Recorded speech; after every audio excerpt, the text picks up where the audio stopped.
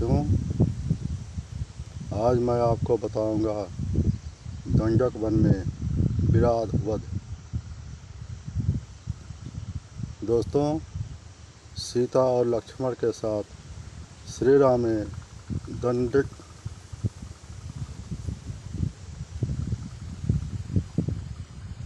One में प्रवेश किया। वहाँ पर उन्हें ऋषि मुनियों के अनेक आश्रम दृष्टिगत हुए। वह क्षेत्र बहुत ही मनोरम था। वहाँ पर बड़ी बड़ी यज्ञशालाएँ थीं तथा वहाँ पर प्रचुर मात्रा में हवन सामग्री रखा हुआ था। उन आश्रमों में तेजस्वी ऋषि मुनियों अपनी साधना में लिप्त थे। वीर तपस्वियों के भेष में राम और लक्ष्मण माता सीता के साथ देखकर अत्यंत प्रसन्न हुए। राम और सीता का समुचित सत्कार करने पश्चात वह बोले, हे राघव, यद्यपि आप वन में हैं, किंतु हमारे लिए आप ही राजा हैं। हम वनवासियों की रक्षा करना आपका कर्तव्य है। आत्मचिंतन में लगे रहने के कारण तपस्वियों को दुष्ट राक्षस निर्विघ्न रूप से ईश्वर की आराधना नहीं करने देते हैं और तपस्वियों की हत्या भी कर डालते हैं। इसलिए हम आपसे आग्रह करते हैं कि आप हमारी रक्षा करें। श्री रामचंद्र ने ऋषि मुनियों से कहा कि वे शीघ्र ही असुरों का नामो निशान मिटा देंगे और इस स्थान को निरामद कर देंगे। वहाँ उन्होंने महावन में प्रवेश किया। कुछ ही दूरी जाने के बाद बाघंबर धारण किए हुए पर्वत आकार के समान राक्षस दृष्टिगत हुआ। वह हाथी की तरह चिघाड़ता हुआ सीता पर झपटा और उसने सीता को उठा लिया और कुछ दूर जाकर खड़ा हो गया।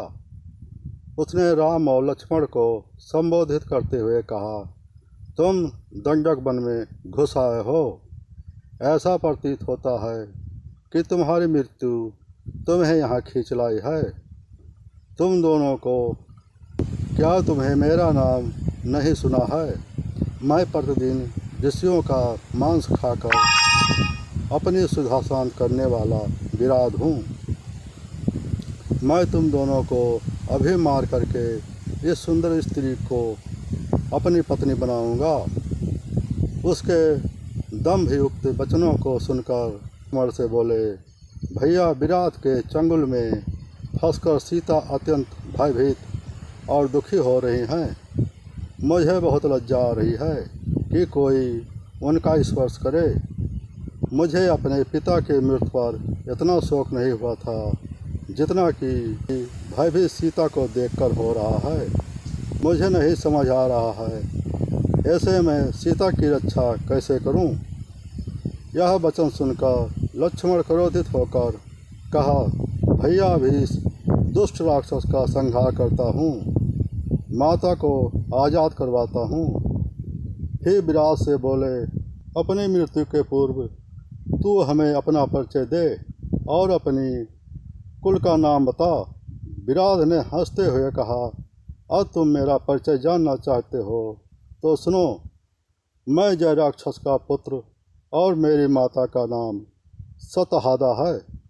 मुझे ब्रह्मा से यह वर प्राप्त है कि न मैं किसी अस्त्र शस्त्र से मरूंगा और न ही मेरा अंग छिन्न भिन्न हो सकता है। आज तुम इस स्त्री को मेरे पास छोड़कर चले जाओ तो मैं तुम दोनों को अभयदान दे दूंगा। विराट के वचनों को सुनकर राम तत्काल तीरों से भेदना शुरू कर दिया। इस प्रकार विराट घायल होकर अपने त्रिशूल लेकर राम और लक्ष्मण पर झपटा तो उस पर अग्निबाण की वर्षा कर दी। इस पर उनका कोई प्रभाव न पड़ा। फिर राम और लक्ष्मण तलवार लेकर विराट पर आक्रमण किया तो विराट ने राम और लक्ष्मण को आकाश में लेकर उड़ चला। लक्ष्मण से बोले, लक्ष्मण या विराट, जिस ओर हमें लेकर जा रहा है हमें उसी ओर जाना चाहिए, यही उचित है। सीता ने विराट से प्रार्थना की कि राम लक्ष्मण को छोड़ दो। फिर तो राम और लक्ष्मण क्रोधित होकर विराट के बाहों को तोड़ डाला। वह मूर्छित होकर जमीन पर गिर पड़ा और घायल होकर चित्कार करने लगा। तभी राम बोले, लक्ष्मण, यह दुष्ट ब्रह्मा के वरदान के कारण मर नहीं सकता, इसलिए जमीन में गड्ढा खोदकर इसे बहुत गहरा